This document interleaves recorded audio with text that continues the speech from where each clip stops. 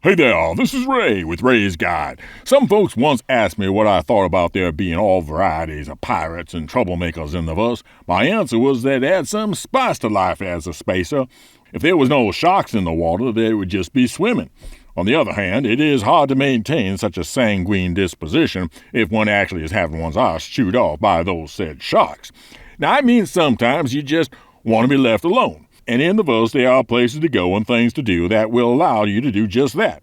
You may not be able to do this for everything. For example, if your plan is to be left alone while you smuggle contraband from one or two of the most notorious locations in the verse, you are likely going to have to reevaluate that business model. So the first choice is wanting to be left alone is what to do and where to go. And if that is mining, and to a less extent salvaging, then the place to go is the Aeron Halo. And if you are a new time space, you may not have ever heard of it since it isn't on the star map or any of the lists of major locations.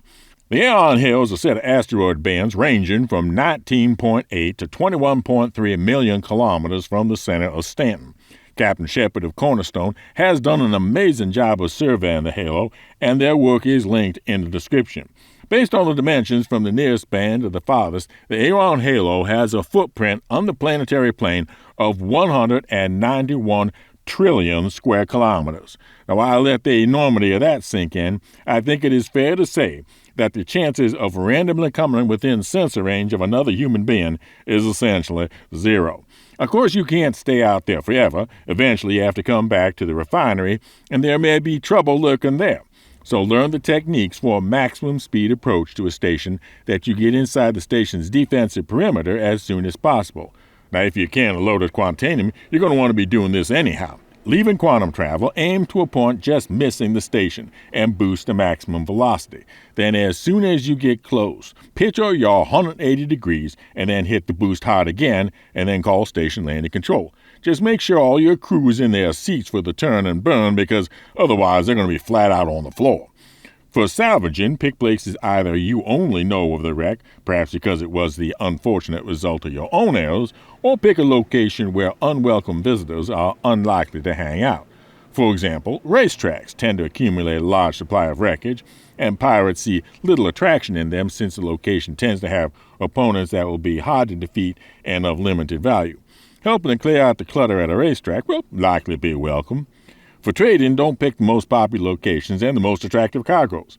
The newly reorganized commodity price alerts may be useful in helping with this. And a simple checklist when visiting an outpost. Number 1, always do a flyover to evaluate the situation. If it looks hinky, then just keep on hauling out there. Number 2, if you don't have a large ship or don't need to refuel, then do not use the landing pads. Ground land near to the building that you need to visit with your exit closest to the door. Number 3, power down your thrusters but leave your engines and, most important, shields up. Number 4, leave by the smallest exit of your ship. If you have a huge ramp and a small door, use the door if it's just you exiting. Number 5, crouch upon exiting, either the ship or from the building, so that you present a smaller target and perhaps are covered by your guardrail if there are snipers.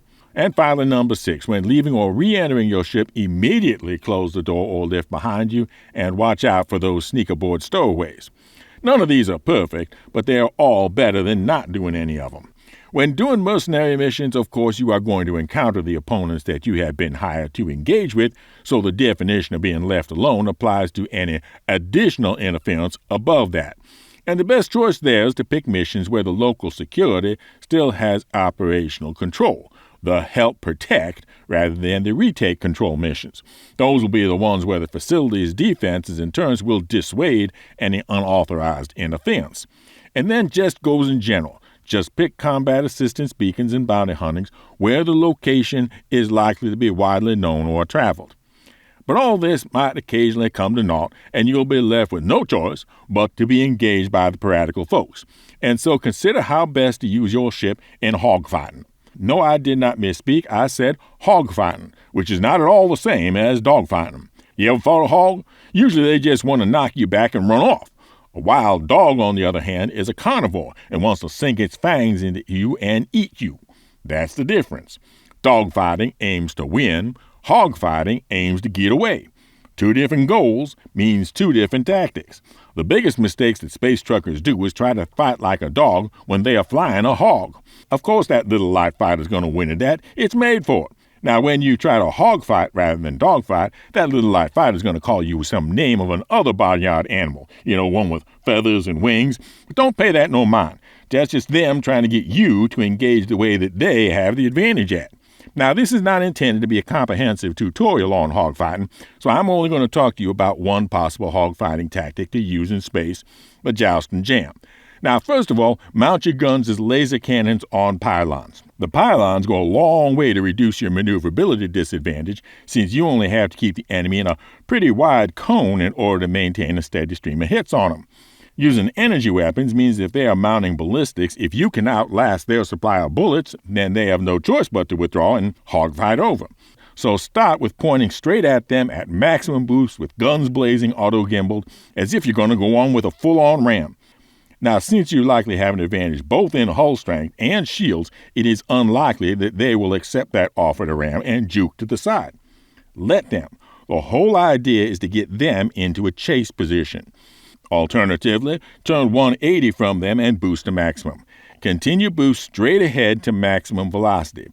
Then turn cruise control off if it was on and enter decoupled mode if you hadn't already.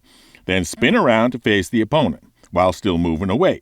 From this point on, do not use any sort of strafing motion, only pitch and yaw. Maximum energy to weapons and shields. You are essentially a very fast-moving turret heading in one direction only. That may seem like a stupid dogfighting idea, but you ain't dogfighting. You are hogfighting. And Sir Isaac Newton has left the building, and ships have a maximum absolute velocity in normal space. And while those fighters have a larger one than yours, they are essentially going to have to spend most of theirs just keeping up with you, and much, if not all, if not more than all, of the rest trying to stay out of your cone of fire. And if they fall back too long, spool, calibrate, and you are quantuming out of there, hogfight over. Now, I'm not saying this is the only hogfight tactic or even the best one. It's just that when you change the victory conditions from defeat to escape, everything else changes. Likely in ways frustrating to the people who have built their whole plans on expecting otherwise. Fly safe, keep it real, and I'll see you in the bus. This is Ray with Ray's Guide. And now for an update on our giveaways. First, we have the 10,000 subscriber thank you giveaway for the LTI Hull C, the colossal cargo container carrying craft to be given away when the sea goes live, and the big annual ship giveaway for the winner's choice of the Galaxy Complete, the massive modular mining moving medical machine, or the brand new big box bargain bazaar known as the Mergerman. One entry per video for both giveaways. Just be a member and be entered automatically, or otherwise be a subscriber and comment somehow including the secret word. And the secret word for this video is Ray's name for something entirely different than dogfighting. Fly safe, keep it real, and I'll see you in the verse. This is Daniel Raymond for Ray's Guide.